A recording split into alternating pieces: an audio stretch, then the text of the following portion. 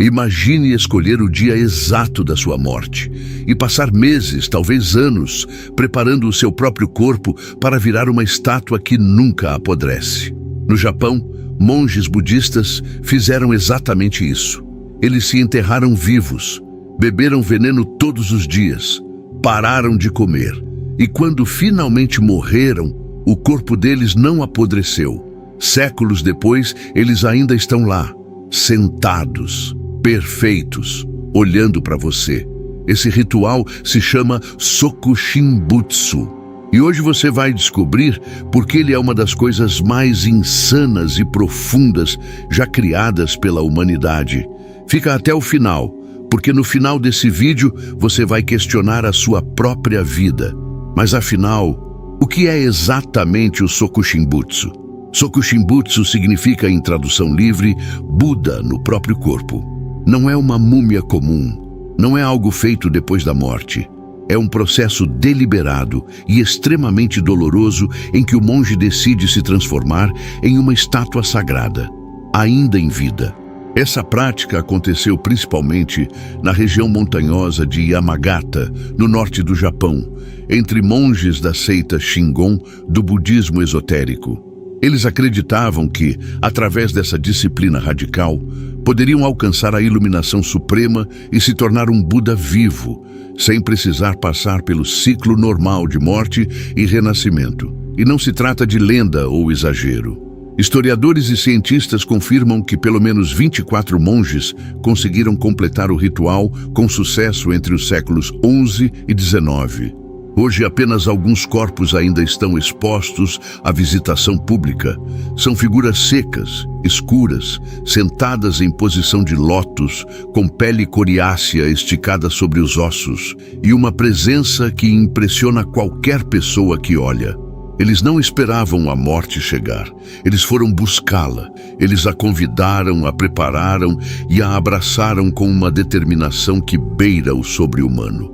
A pergunta que não quer calar é: por que alguém faria algo tão extremo? O que passava na cabeça de um homem que decide parar de comer, beber veneno todos os dias e se enterrar vivo, só para não apodrecer depois de morto? É isso que vamos entender agora, passo a passo. Agora vem a parte mais pesada. Vou te contar exatamente como eles faziam isso. Passo a passo. Tudo começava com uma decisão sem volta. O monge que escolhia esse caminho tinha geralmente mais de 40 anos e já era um asceta experiente. Primeira etapa, a dieta da morte. Ele abandonava completamente os grãos, o arroz, o trigo, tudo o que contém carboidratos. Durante os primeiros 1000 dias, ele se alimentava apenas de sementes, nozes, raízes e cascas de árvores coletadas na montanha. O objetivo era drástico: eliminar toda a gordura corporal. No final dessa fase, o monge já estava extremamente magro. A pele colada aos ossos, o corpo quase mumificado em vida. Segunda etapa, o veneno. Aqui entra o elemento mais insano. Ele começava a beber chá feito da seiva da árvore urushi. Essa seiva é altamente tóxica. Ela causava vômitos, diarreia constante e uma dor abdominal terrível. Mas era exatamente isso que eles queriam. O veneno matava todos os parasitas e bactérias de dentro do corpo e deixava os tecidos impregnados de substâncias que impedem a decomposição. Terceira e última etapa, o enterro vivo. Quando o corpo já estava praticamente seco, chegava o momento final. O monge descia para um pequeno poço de pedra construído embaixo do templo. Ele sentava em posição de lótus, vestindo apenas uma túnica leve. Seus discípulos colocavam terra sobre a entrada do poço, selando-o quase completamente. Ficava apenas um tubo de bambu fino para ele ainda conseguir respirar um pouco de ar, e um sino do lado de fora. Todos os dias, os outros monges tocavam o sino. Enquanto o sino tocasse, significava que ele ainda estava vivo. Quando o sino parava de tocar, sabiam que o ritual havia sido completado. Dentro daquele buraco escuro, sozinho, sem comida, sem água, respirando o mínimo possível, ele entrava em meditação profunda até a morte chegar. Meses depois, Os discípulos abriam o poço, e o que encontravam era chocante. Um corpo seco, rígido, na posição exata de lótus, com a pele escura e coriácea, praticamente intacto. Uma estátua humana perfeita. E o mais impressionante, alguns desses corpos ainda existem hoje. Você pode ir ao Japão e ver com os próprios olhos. Depois de ouvir tudo isso, surge uma pergunta inevitável.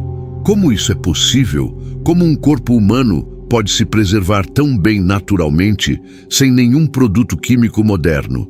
A ciência já estudou esse Soku Shinbutsu e as explicações são fascinantes. Primeiro, a eliminação total de gordura. Sem gordura corporal, não há praticamente nada para as bactérias se alimentarem depois da morte. Segundo, o chá de urushi, que funciona como um conservante natural poderoso. Terceiro, o ambiente perfeito do poço de pedra no subsolo das montanhas frias e úmidas de Yamagata. Não é magia, não é milagre, é extrema disciplina, plaz conhecimento profundo da natureza. Mas agora, esquece o Japão por um segundo. O que esse ritual tem a ver com você e comigo, que vivemos no ano de 2026? Enquanto o monge escolhia conscientemente o próprio túmulo, nós estamos sendo enterrados vivos todos os dias, sem nem perceber. Enterrados por notificações que não param, por obrigações que nunca acabam, por uma corrida infinita por mais likes, mais dinheiro, mais status. A gente tem medo do silêncio. O monge cultiva o silêncio como se fosse a coisa mais preciosa do mundo. Você conseguiria passar uma hora completa no escuro absoluto, sem celular, sem som, sem nada? O monge desmonta o ego. Ele elimina tudo que é supérfluo até sobrar só o essencial. Nós vivemos fugindo da estagnação. Corremos o dia inteiro porque, se pararmos, vamos ter que ouvir aquele silêncio que mora dentro da gente. O monge não está buscando a morte, ele está buscando a paz absoluta. Talvez a maior loucura não seja o que o monge fez. Talvez a maior loucura seja a forma como nós vivemos hoje. O monge nos faz uma pergunta incômoda. Você está realmente vivo ou só está girando? O monge não lutava contra a morte. Ele a transformou em sua maior obra de arte. Ele buscava a integração. Aceitar que um dia tudo retorna à terra e fazer isso com consciência e paz. Talvez não precisemos nos enterrar vivos, mas podemos aprender com ele, podemos criar nossos próprios momentos de silêncio, podemos ter a coragem de parar. A maior coragem nem sempre é continuar. Às vezes, a maior coragem é ter a força de parar. E quando o sino finalmente para de tocar, o que resta não é medo. É uma presença quieta, serena e eterna. Se você chegou até aqui, parabéns. Qual parte mais te chocou? E o que você vai mudar na sua vida depois desse vídeo? Deixa o like, se inscreve e ativa o sininho. O próximo vai ser ainda mais pesado. Obrigado por assistir. A gente se vê no próximo, ou no silêncio.